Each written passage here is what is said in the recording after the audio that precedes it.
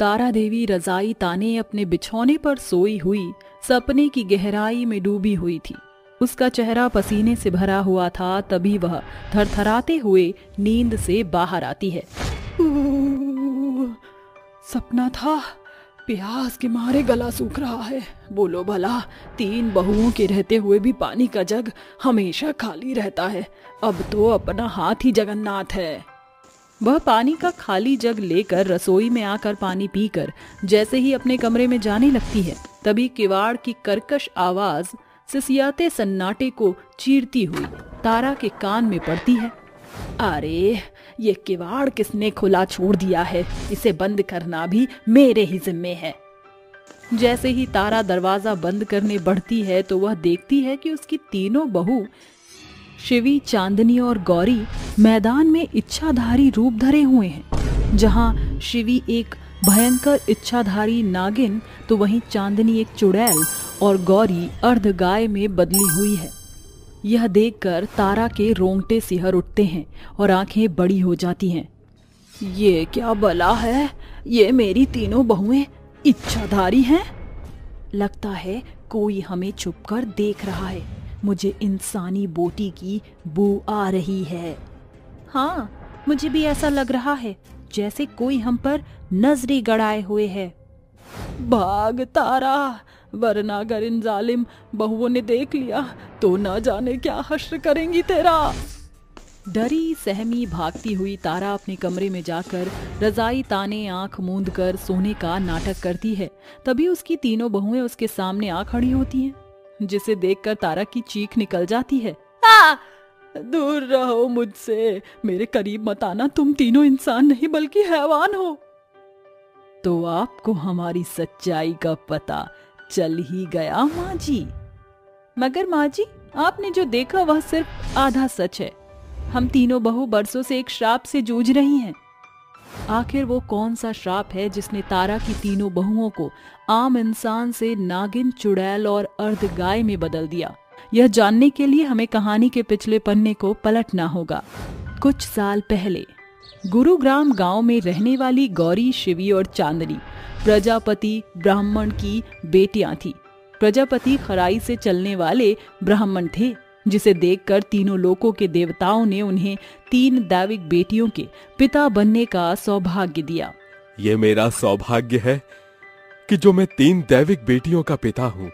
बीतते समय के साथ ब्राह्मण की तीनों बेटियां बड़ी हो गईं, जिसके साथ उनकी दैविक शक्तियां भी उजागर हो गईं। मगर अपनी शक्तियों से वह कभी हरी भरी जंगल को पतझड़ में बदल देती तो कभी बिन बादल मेह की फुहार बरसाती। एक दिन की बात है। बहनों, ये प्रकृति से छेड़छाड़ करके मैं उकता गई हूँ। चलो आज जंगल चलते हैं। आज जानवरों के साथ हंसी ठिठोली करेंगे। हाँ, चलो चलते हैं। थोड़ी देर में तीनों बहनें जंगल आ जाती हैं, जहाँ एक सुंदर सी हिरनी उछल कूद रही होती है। अरे जरा देखो, ये हिरनी कितने आराम से नाच रही है। चलो इसे परेशान करते हैं। तीनों बहनें अपने दैविक वरदानों का दुरुपयोग करते हुए उस हिरनी की सांसें रोक देती हैं, जिसके बाद वह हिरनी अपनी अंतिम सांसें गिनते हुए बोल पड़ती है। तुम तीनों ने अपने मनोरंजन मात्र के लिए मुझ पर जो दैविक शक्तियों का दुरुपयोग साधा है, उसके कारण मैं मृत्यु का कौर होने को हुई हूँ। मगर जादुई हिरनी, तुम तीनों को ये श्राप देती हूँ कि जैसे ही ये मृग मौत के फाटक को पार करेगी, तुम तीनों बहन नागिन, चुड़ैल और अर्ध गाय में बदल जाओगी। तब तुम ना तो दैविक रह जाओगी, ना एक इंसान। तुम हर एक रात हैवान बनकर खून का प्याला पियोगी। आज से तुम तीनों श्रापित ठहरोगी। और उस दिन से हम तीनों बहनें उस श्राप के बोझ तले तिल तिल घुट रही हैं। ना चाहते हुए हर रात 12 बजे हम तीनों बहू इंसान से हैवान बन जाती हैं। माँ जी, हमें क्या खबर थी कि हमारी एक भूल के लिए हम बहुओं को नागिन, चुड़ैल और अर्ध गाय की भारी कटनी करनी पड़ेगी। तुम तीनों चिंता मत करो, तुम्हारे इस श्राप का कोई ना कोई तोड़ जरूर होगा। मैं कल स्वामी जी को घर बुलाऊंगी। देखते ही देखते रात का पहर बिहान में बदल जाता है। तभी केवट महाराज उनके घर आते हैं। तभी तारा उन्हें सारी बात बताती है। इस श्राप का तोड़ तो है, मगर वो बहुत कठिन है माई। महाराज, तोड़ क्या है? जैसे वो हिरनी अपने हिरन से अलग होकर मर गई, तुम्हारी तीनों बहू को भी इसी कठोर सफर से गुजरना होगा। मैं कुछ समझी नहीं महाराज। इन्हें अपने ही पति के खून में नहाना होगा।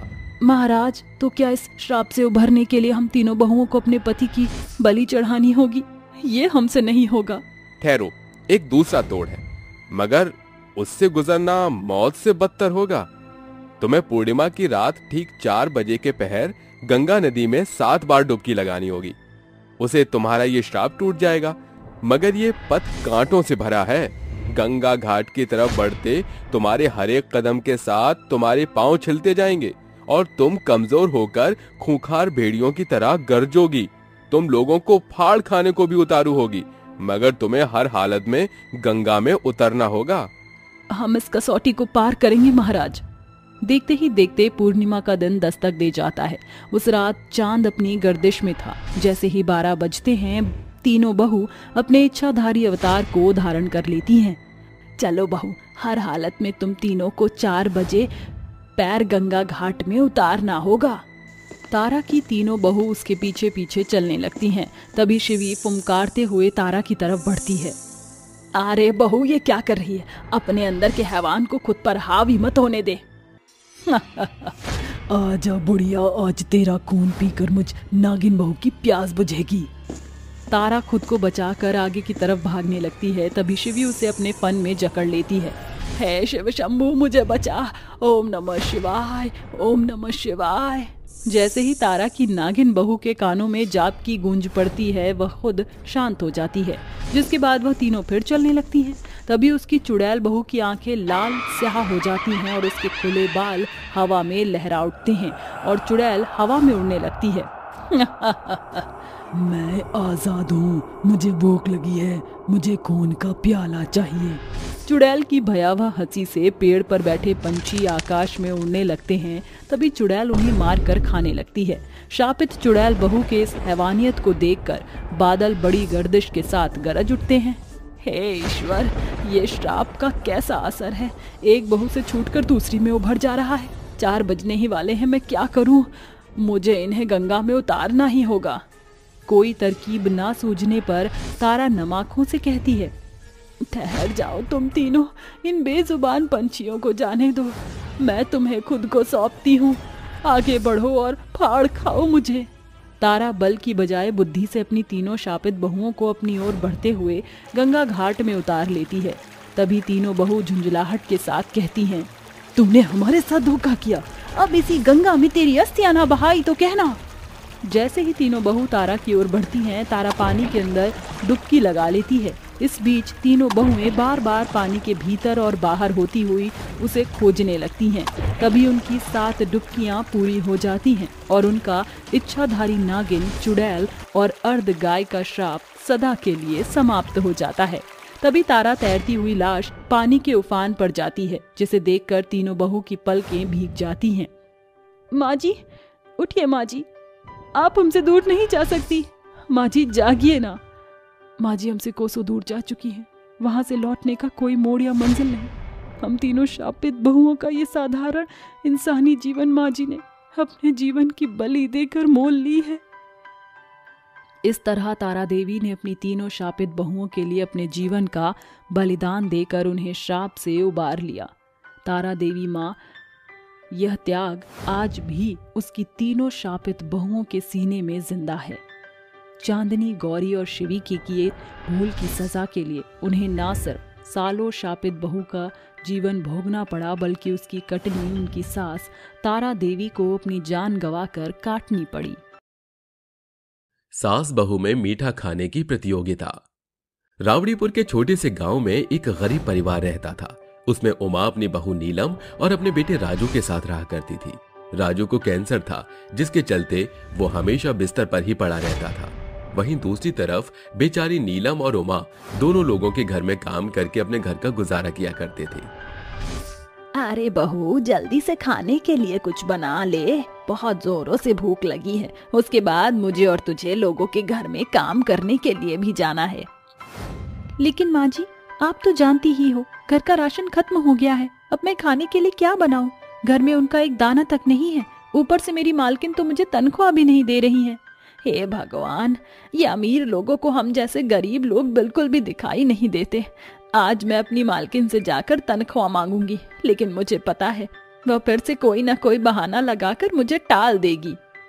अरे माँ जी, थोड़ा सा अच्छा सोचिए। अगर पहले ही आप बुरा सोचोगी तो अच्छा कहाँ से होगा। चल बहू, ठीक है, मैं अच्छा ही सोचूंगी। चल, वैसे काम पर जाने का समय हो गया है, अब हमें काम के लिए निकलना चाहिए। दोनों सास बहू अपने अपने काम पर निकल जाती हैं, जिसके बाद दोनों सास बहू अपनी अपनी मालकिन के घर काम करने के बाद उनसे तनख्वाह मांगती हैं। अरे मालकिन, देखिए, एक तो मेरा बेटा कैंसर का मरीज है, ऊपर से हमारे घर में अन्न का एक दाना तक नहीं। अगर आप समय पर तनख्वाह नहीं दोगे तो हमारे घर का गुजारा कैसे चलेगा। मैं आपके सामने विनती करती हूँ, मुझे तनख्वाह दे दीजिए मालकिन। अरे जब देखो तुम गरीब भिखारी की तरह हाथ फैलाकर खड़े रहते हो। अरे मैंने तुझे कहा है ना कि मैं तनख्वाह दे दूंगी। तेरे साहब अभी शहर से बाहर गए हैं, पैसे उन्हीं के पास हैं। जैसे ही वह वापस लौट आएंगे तो मैं तुझे पैसे दे दूंगी। अपनी मालकिन का यह जवाब सुनकर बेचारी उमा चुप रह जाती है, जिसके बाद में कुछ नहीं कह पाती और अपनी मालकिन के घर के बाकी के काम करने लग जाती है। वहीं दूसरी तरफ नीलम भी अपनी मालकिन से अपनी तनख्वाह मांगती है। मालकिन, मेरे पति बहुत बीमार है, ऊपर से उन्हें कैंसर भी है। कभी भी हॉस्पिटल ले जाना पड़ता है तो कभी उनकी दवाई लेकर आनी पड़ती है। यहाँ तक कि घर में अब राशन भी खत्म हो गया है। मैं ये कह रही थी कि आप मेरी तनख्वाह मुझे दे देंगी तो बहुत अच्छा होगा। अच्छा, अगर तुम मुझसे पैसे पहले ही मांग लेती हो तो अच्छा होता, क्योंकि जो मेरे पास पैसे थे उन सभी पैसों की तो मैंने शॉपिंग कर ली। अब मेरे पास कुछ भी नहीं बचा, लेकिन मेरे पास है 500 का नोट है, अगर चाहिए तो बताओ। नीलम थोड़ी देर सोचती है, जिसके बाद वो अपनी मालकिन से 500 रुपए का नोट ले लेती है और अपने मन ही मन सोचती है, इन 500 रुपए से कम मेरे घर का थोड़ा बहुत तो खर्चा निकल ही जाएगा, वरना मुझे ये भी नहीं मिलेंगे।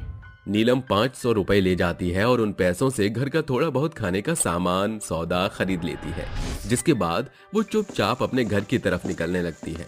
तभी रास्ते में उसे उसकी सास उमा उसे नजर आती है। अरे माँ जी, रुक जाइए, मैं भी चल रही हूँ घर पर। जैसे ही उमा की नजर नीलम के खाने के सामान पर पड़ती है, वो उससे कहती है, अरे बहू, लगता है तेरी मालकिन ने तुझे तनख्वाह दे दी है, तभी तू घर का राशन लेकर आई है। चलो अच्छी बात है, कम से कम अब हमें भूखा तो नहीं सोना पड़ेगा। अरे माँ जी, अब आपको मैं क्या बताऊं, अभी मुझे कोई तनख्वाह नहीं मिली। ये तो मेरी मालकिन ने मुझ पर तरस खाकर 500 रुपए दे दिए, जिसके चलते मैं थोड़ा बहुत खाने का सामान ले आई हूँ। अच्छा, ये बात है तो चल, कोई नहीं बहू, कम से कम तेरी मर्जी ने तुझे थोड़े पैसे तो दे दिए। मेरी मालकिन ने तो मुझे फूटी कौड़ी तक नहीं दी। एक तो हम इतनी मेहनत करते हैं और अपनी मेहनत का पैसा मांगते हैं इनसे, तो हमारी मेहनत का पैसा भी नहीं निकलता।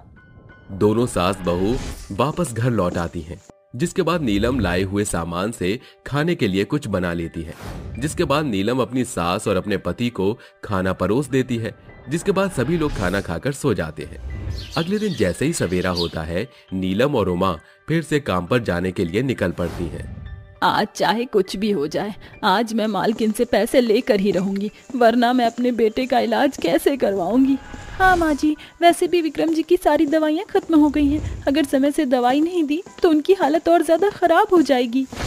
तभी उन दोनों के साथ बहुओं को एक आदमी माइक पर जोर जोर से चिल्लाते हुए दिखाई पड़ता है, आओ आओ, मिठाइयाँ खाओ और 1 लाख रुपए का इनाम जीत कर ले जाओ। जो हमारी दुकान की 100 मिठाइयाँ खाएगा वो इस चुनौती को जीत जाएगा, जिसके बाद उसे पूरे 1 लाख रुपए का इनाम दिया जाएगा। आओ आओ, मिठाइयाँ खाओ। ये सुनते ही दोनों सास बहू बहुत खुश हो जाती हैं, जिसके बाद नीलम अपनी सास से कहती है, अरे माँ जी, क्या आप भी वही सोच रही हैं जो मैं सोच रही हूँ? हाँ हाँ बहू, मैं भी वही सोच रही हूँ। क्यों ना हम इस कंपटीशन को जीत जाएं। अगर हम 100 मिठाई खाकर इस कंपटीशन को जीतते हैं तो 1 लाख तुझे इनाम मिलेगा और 1 लाख रुपए का इनाम मुझे मिलेगा। तो देर किस बात की है, चलो अब हम उस आदमी के पास चलकर अपना नाम लिखवा लेते हैं। दोनों सास बहू उस आदमी के पास जाती हैं और अपना अपना नाम कंपटीशन में लिखवा देती हैं। जिसके बाद कंपटीशन शुरू होने लगता है। एक के बाद एक औरत और आदमी आते और मिठाइयाँ खाने लगते, लेकिन इतने आदमियों और इतनी औरतों के आने के बाद भी कोई भी इस कंपटीशन को जीत नहीं पाता। जैसे ही नीलम और उसकी सास उमा का नंबर आता है, वो एक दूसरे से कहती हैं, देख बहू, चाहे आज कुछ भी हो जाए, इस प्रतियोगिता को हमें जीतना ही है। इस प्रतियोगिता को हम विक्रम के नाम पर जीतेंगे। आप चिंता मत कीजिए माँ जी, आज चाहे कुछ भी हो जाए, आज मैं पूरी 100 मिठाइयाँ खाकर ही रहूंगी। दोनों सास बहू एक एक करके मिठाइयाँ खाना शुरू करती हैं। देखते ही देखते वो माँ और नीलम अपने अपने हिस्से की 50 मिठाइयाँ खा चुकी होती हैं, जिसे देखकर वहां खड़े सभी लोग अचंभित रह जाते हैं। कुछ ही देर में वो दोनों मिलकर अपने अपने हिस्से की मिठाइयाँ खा जाती हैं, जिसके बाद वो आदमी उनके पास आता है और कहता है, अरे बाप रे बाप, तुम दोनों ने तो 100 मिठाइयाँ खा ली। आज तक हमारा ये रिकॉर्ड किसी ने नहीं तोड़ा था, लेकिन तुम दोनों ने तो मिलकर पूरी 100 मिठाइयाँ खाई हैं। इसके चलते हम तुम दोनों सास बहू को 1-1 लाख रुपए का इनाम देंगे। वो आदमी दोनों को 1-1 लाख रुपए का इनाम दे देता है, जिसके बाद दोनों सास बहू अपने हिस्से के पैसे लेकर वापस घर आ जाती हैं और सबसे पहले वो दोनों मिलकर विक्रम का इलाज करवाती हैं। कुछ ही समय में विक्रम कैंसर जैसी बीमारी से छुटकारा पा लेता है और बिल्कुल पहले की तरह तरोताजा तंदुरुस्त हो जाता है। माँ, अब चाहे कुछ भी हो जाए, मैं शराब जैसे नशीले पदार्थों का सेवन कभी नहीं करूंगा। मुझे अब अपनी जान के साथ साथ अपने परिवार की भी बहुत फिक्र है। आप दोनों ने मिलकर मेरी जान बचाई, इससे बढ़कर मेरे लिए क्या हो सकता है। एक तरफ विक्रम नौकरी करना शुरू कर देता है, तो दूसरी तरफ दोनों सास बहू मिलकर बचे हुए पैसों से अपना खुद का काम शुरू कर देती हैं। कुछ ही समय में उन दोनों सास बहू की सभी परेशानियां दूर हो जाती हैं। उनकी एक मिठाई खाने की प्रतियोगिता ने उनकी जिंदगी के सभी दुख एकदम से दूर कर दिए। अब वो दोनों सास बहू विक्रम के साथ खुशी खुशी रहने लगती हैं। सास बहू की 3 आंख वाली गाय। हरिशपुर गांव में शर्मिला सुधा नाम की एक गरीब ग्वालन सास बहू रहा करती थी, जो गौ पालन करके दूध और गोबर के उपले बनाकर बेचा करती थी। बदले में उन्हें जो पैसे मिलते थे, उससे उनकी दाल रोटी चलती थी। दोनों सास बहू वहां पौ फटने के साथ उठ जाती थी। अरे शर्मिला बहू, देख सवेर हो चली है। सभी गायों को खेत खलियान ले जाने का बखत हो चला है। सास बहू गौशाला में बंधी गायों के खूंटे से खोलकर उन्हें चराने के लिए खेत लेकर चल देती है। चल चल चल चल। कुछ देर में सास बहू गायों के लिए चारे से भरे खेत में आकर गायों को चरने के लिए छोड़ देती है। तभी उनकी नजर एक बंजर खेत के बीचों बीच पड़ी, जहाँ एक घायल गाय पड़ी थी, जो दर्द से करा रही थी।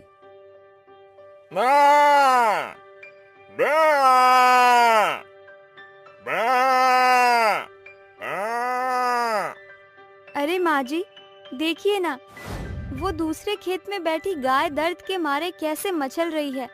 हाँ बहू, चलकर देखते हैं। दोनों सास बहू उस गाय के पास आकर देखती है कि उस गाय के 3 आंख हैं। उसकी आंखों से आंसू बह रहे होते हैं। इस गैया के ललाट पर तो शिव शंभू के जैसे 3 आंखें लगे हैं। माँ जी, इस गाय के पांव तो घायल हैं। जाने किस बेरहम कसाई ने इसे जानवर की तरह मारा है। जैसे ही वो उस 3 आंख वाली गाय को सहलाती है, गाय अपनी पूंछ हिलाने लगती है, जिसके बाद सास बहू उसे चारा खिलाती है। देख बहू, सांझ की बेला बीत चली है, अब हमें घर चलना चाहिए। इसके बाद सास बहू अपने गाय को लेकर बढ़ने लगती है। तभी 3 आंखों वाली गाय उनके गाय बच्चियों के झुंड में शामिल होकर घर पर चली आती है और पूंछ हिलाते हुए पगुराई करने लगती है। बहू, ये 3 आंख वाली गाय तो हमारे घर तक आ पहुंची। लगता है इसका कोई नहीं है। इसे अपने घर में पनाह दिए देते हैं। बेचारी बेजुबान जानवर इस जाड़े के दिन में कहाँ जाएगी। जहाँ हमारी 4 गाय पल रही है, वहाँ एक ये भी सही। सास बहू उस 3 आंख वाली गाय को अपने गौशाला में रख देती है और पौ फटने के साथ ही 3 आंखों वाली गाय जोर शोर से गुहार लगाती है। बा! बा!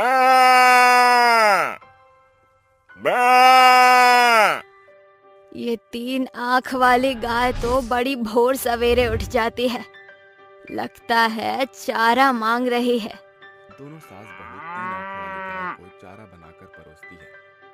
अब जो कि तुम्हारी 3 आंखें हैं, इसीलिए हम सास बहू तुम्हें महेश्वरी कहकर पुकारेंगे। ये लो, चारा खाओ। इस पर 3 आंखों वाली गाय पांव पीछे सरकाते हुए सिंग हिलाने लगती है। हम सास बहू ने इतनी मेहनत से तेरे लिए चारा तैयार किया है और तू है कि मुंह नहीं मार रही। महेश्वरी, हम गरीब सास बहू के पास इतना तो है नहीं कि तुझे मेवा मिठाई खिला सके। माँ जी, मुझे लगता है महेश्वरी इस वक्त दूध देने वाली है। ऐसा बोलकर सुधा की बहू शर्मिली दूध की बाल्टी उस 3 आंखों वाली गाय के थन के नीचे लगाकर दूध दूहने लगती है। और फिर माँ जी, हमारी 3 आंख वाली गाय महेश्वरी तो दुधारू गाय निकली। देखिए, एक वक्त में बड़ी बाल्टी के 3 बाल्टी दूध दिया है इसने। 3 आंखों वाली गाय के दूध की गुणवत्ता को देखकर सास बहू से गाय के दूध लेने वाले ग्राहक अब दुगना दूध लेने लगते हैं। अरे सुधा बहन, आज से मेरे दूध का कोटा बढ़ा देना। क्या बात है जमुना, कल तक तो तुम पाव भर ही दूध लेती थी, फिर आज सूरज पूरब की जगह पश्चिम से कैसे निकल आया? जब से तुम्हारी 3 आंख वाली गाय का दूध मुंह लगा है, घर में दूध की खपत बढ़ गई है। जमुना, बात तो तुमने 100 पैसे सच बोली है। अरे पहले तो हम सास बहू से किलो भर दूध लेते थे, मगर कल तो मेरे पोते पोतियों ने दूध के पीछे मारा मारी ही कर ली, जो कुछ समय पहले तक दूध को देखकर नाक भौहें सिकोड़ते थे। अच्छा सरपंच काका, ऐसा भी क्या खास स्वाद है हमारी महेश्वरी के दूध में? अरे सुधा की बहू, अरे तुम्हारी 3 आंखों वाली गाय तो एकदम गाढ़ा दूध देती है, जिसे पीने पर मुंह में मक्खन मलाई उतर आती है। वरना आजकल के ठगी ग्वाले तो दूध के नाम पर पानी का दाम वसूलते हैं। जैसे जैसे समय गुजरता है, सास बहू के 3 आंखों वाली दुधारू गाय पूरे गांव में प्रख्यात हो जाती है, जिसके बाद पूरा गांव गढ़ उन्हीं से दूध खरीदता है, जिससे सास बहू के जीवन से गरीबी की बदरा छटने लगती है। महेश्वरी, हम सास बहू बरसों से गौपालन करके उनका दूध और उपले बेचती रही, बावजूद इसके 4 पैसे से ज्यादा कभी ना बन पड़ा। मगर जब से तुम्हारे पांव पड़े हैं, हमारे गरीब जीवन की गाड़ी पटरी पर आ गई है। ये सुनकर उनकी 3 आंखों वाली गाय भाव विभोर हो जाती है और उसके आंखों में आंसू उमड़ आते हैं और वो बहू को चाटने लगती है। धीरे धीरे 3 आंखों वाली गाय के दूध से सास बहू की आमदनी बढ़ चढ़कर होती है, जिससे वो अपने टूटे फूटे घर को तुड़वा कर उसी जगह पर पक्के मकान की नींव रखती है, जिसे देखकर गांव में रहने वाले 2 ग्वाले माखन और मदन कुड़ते हुए कहते हैं, जब से इन गरीब सास बहू के घर ये 3 आंखों वाली गाय आई है, तरक्की पर तरक्की किए जा रही है ससुरी। और इनके 3 आंखों वाली गाय के चलते हमारे दूध का बिजनेस ठप हो गया है। इन सास बहू के गाय का तो जुगाड़ बैठाना पड़ेगा भाई। एक दिन शर्मिला महेश्वरी को खेत में चरने के लिए खूंटे से बांध कर चली आती है। तब दोनों दोस्त वहाँ आते हैं। मदन, तू चारों तरफ देखता रहे, मैं जल्दी से इसका खूंटा खोलकर दूसरे गांव रफा दफा किए देता हूँ। महेश्वरी कान खड़े करके उनकी बातें भाप जाती है और बुलंद आवाज में गुहार लगाते हुए उसे दुलत्ती मारती है। ब्रा! ब्रा! ब्रा! अरे चुप कर जा मरी, कितना गला फाड़ेगी। लगता है ये मरियल गाय हमें मरवा के मानेगी। दोनों दोस्त अपने स्वार्थ के कारण कसाई की तरह उस 3 आंखों वाली गाय महेश्वरी को मार पीट कर जंगल से कोसों दूर भगा देते हैं। अब ये भूले भटके हमारे गांव नहीं आएगी। उनके जाते ही 3 आंखों वाली वो गाय सास बहू के घर का रास्ता धर लेती है। ये बात पता चलते ही वो दोनों दोस्त उस रात सास बहू के घर में घुसने का षड्यंत्र रचते हैं। शर्मिला और सुधा की गाय इन्हीं की तरह एकदम हठीली है ससुरी। चिंता मत कर माखन, मेरे यार, आज रात उस 3 आंख वाली गाय को तो पार घाट पहुंचा कर ही लौटेंगे। पूरे गांव में सन्नाटा छा जाने के बाद देर रात वो दोनों दोस्त दबे पांव गौशाले में घुस आते हैं। देख हमारा धंधा चौपट करके और हमारी नींद हराम करके ससुरी कैसे थसकर मारे तीनों आंखों को मूंदे मजे से सो रही है। चल अब इसे मौत की नींद सुला ही देते हैं। दोनों उसके गले में रस्सा डालकर दोनों उसे खींचने लगते हैं, जिस कारण गाय झुंझुलाहट के साथ उठ खड़ी होकर रेंकने लगती है। ब्रा! ब्रा! ब्रा! माँ जी, ये तो महेश्वरी की आवाज है। लगता है हमारी गाय की जान आफत में है। दोनों सास बहू दौड़ते हुए गौशाले में आकर माखन और मदन को रंगे हाथ पकड़ लेती है। तुम दोनों ग्वाले हमारे गौशाला में क्या कर रहे हो? अब सब समझ आया। तुमने ही हमारी महेश्वरी को जंगल में खोलकर भगा दिया था और उसे मारने के लिए आए हो। अरे वाह, हम तो तुम दोनों सास बहू को बुड़बक समझते थे, मगर तुम तो बड़ी सयानी निकली। चलो आज इसके साथ तुम्हारा भी खेल खत्म किए देते हैं। जैसे ही वो सास बहू को नुकसान पहुंचाने के लिए आगे बढ़ते हैं, उनकी 3 आंखों वाली गाय गुस्से से गुर्राकर आंख तड़ेरते हुए उन्हें सींग से उठाकर पछाड़ देती है। इसी के साथ सारा गांव भी वहां जुट जाता है और सास बहू सरपंच को सारी बातें बताती है। अरे एक अहीर होकर ऐसा करते तुम्हारे हाथ पांव नहीं थरथराए? जो बेचारी एक बेजुबान जानवर पर अपना रिस निकालने चले आए। डूब मरो चुल्लू भर पानी में तुम लोग। सरपंच जी, हमें माफ कर दीजिए, हमसे भूल हो गई है, हमें एक मौका दे दीजिए सरपंच जी। सरपंच जी, हमें माफ कर दीजिए। हम करते भी तो क्या, पूरा गांव गढ़ हमसे दूध नहीं लेता। और इन सास बहू की 3 आंखों वाली गाय के चर्चे पूरे गांव में हो रहे थे। जहां देखो वहां 3 आंखों वाली गाय के बारे में बातें हो रही थी। इसलिए हमने गुस्से में आकर 3 आंखों वाली गाय को मारने की कोशिश की। हमें माफ कर दीजिए सरपंच साहब। तुम्हें एक मौका और दे दूं ताकि फिर से तुम इस 3 आंख वाली गाय को मारने की कोशिश करो। मैं तुम्हारे पैतरे में पड़कर तुम पर तरस नहीं खाऊंगा। तुम्हारी जगह जेल में है। मदन और माखन को उनके किए की सजा के लिए जेल की हवा खानी पड़ती है, जिसके बाद सास बहू दोबारा से पूरे गांव गढ़ में अपनी 3 आंखों वाली गाय का दूध बेचने लगती है। एक भाभी के 4 संस्कारी देवर। मिर्जापुर गांव में 5 भाई प्रीतम, नकुल, वेद, ऋषभ और रोमिल बड़ी ही सम्मति के साथ रह रहे थे।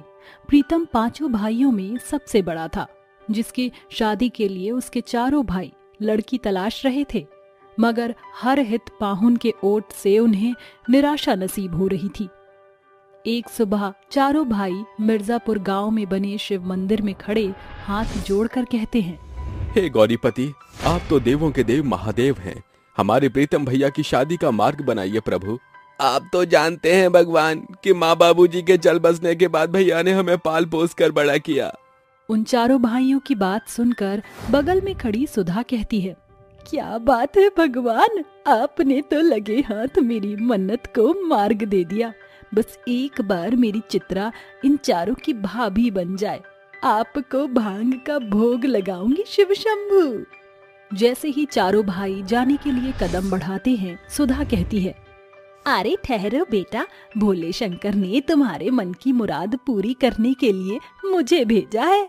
हैं? मगर माताजी, आप तो इतनी उम्र दराज हैं। अरे पगला गए हो का?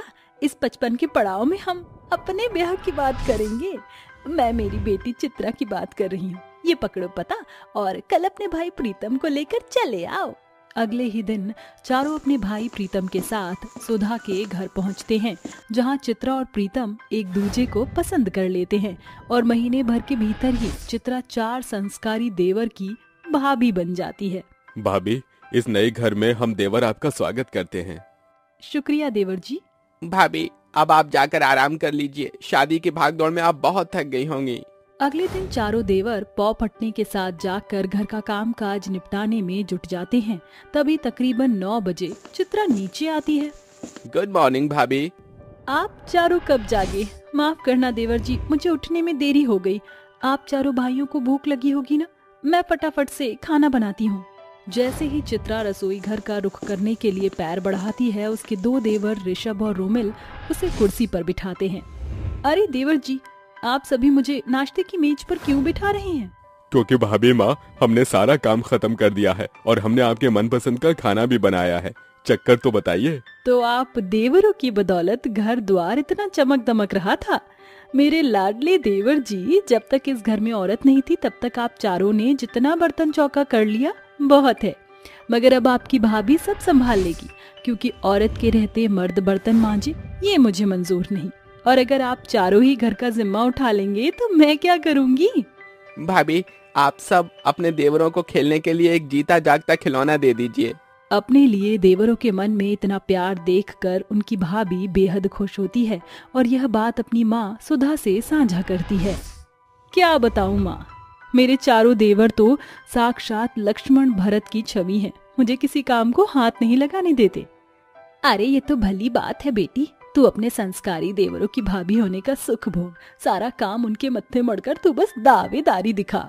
चित्रा अपनी माँ की चिकनी चुपड़ी बातों में आकर उस रोज से अपने चारों संस्कारी देवरों पर दावेदारी थोपने लगती है।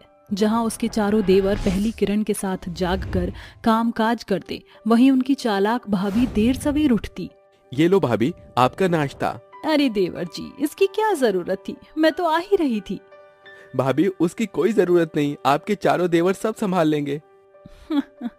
संभालो देवर जी, वैसे भी तुम चारों शन्नोबाई बनकर बर्तन चौका करते हुए ही जचते हो।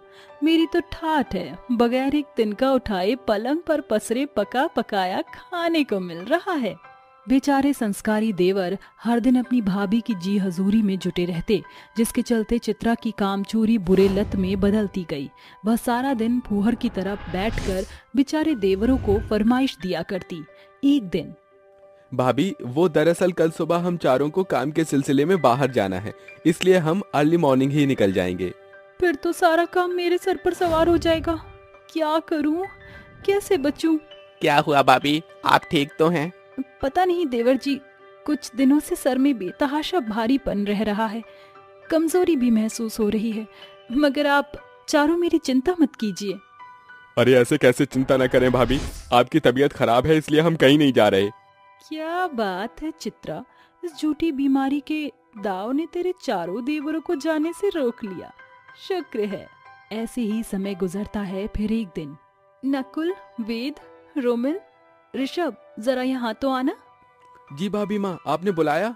हाँ, वो आज ना मेरा अपने देवर के हाथों का छोले भटूरे खाने का मन है। क्या तुम चारों मेरे लिए बना दोगे?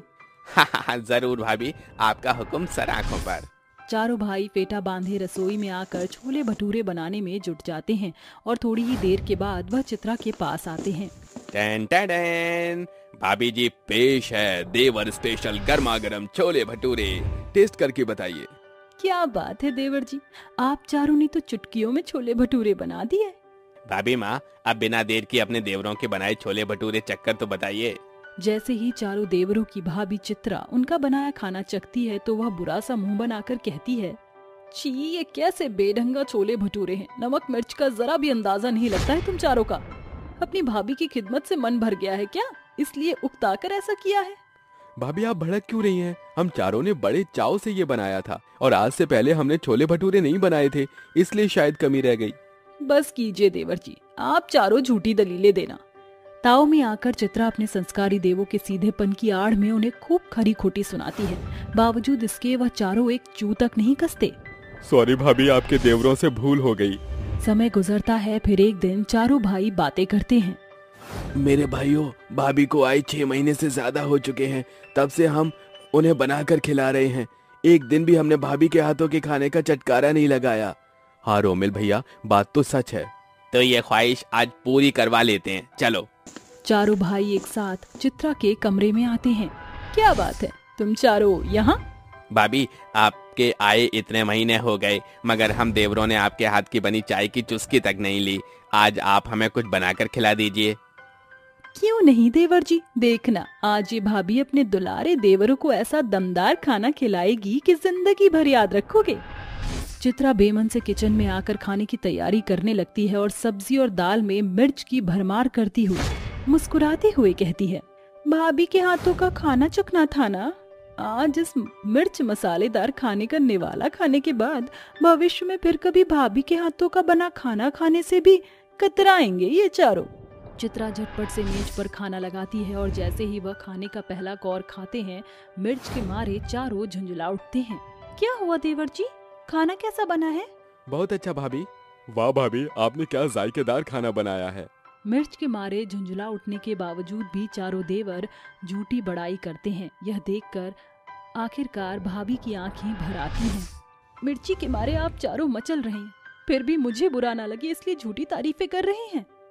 भाभी, भूल चूक से मिर्च ज्यादा गिर गई होगी, इसमें आपको दोष देना सही नहीं। भूल से नहीं, मैंने जानबूझकर मिर्च मिलाया था ताकि तुम मुझसे फिर कोई काम ना कहो। चित्रा फपक फपक कर रोते हुए सब कुछ बयां करती है। शांत हो जाइए भाभी, भूल चूक सभी से होती है। हम चारों देवर के लिए आज भी आप हमारी भाभी माँ हो। ये तो आप चारों का बड़प्पन है।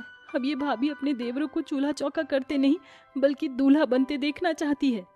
अंत में चित्रा अपने चारों देवरों की शादी के लिए एक ही घर की 4 बहनों को पसंद करती है और धूमधाम से अपने संस्कारी देवरों की शादी कर देती है, जिसके बाद वह भाभी से 4 देवरानी की जेठानी बन जाती है।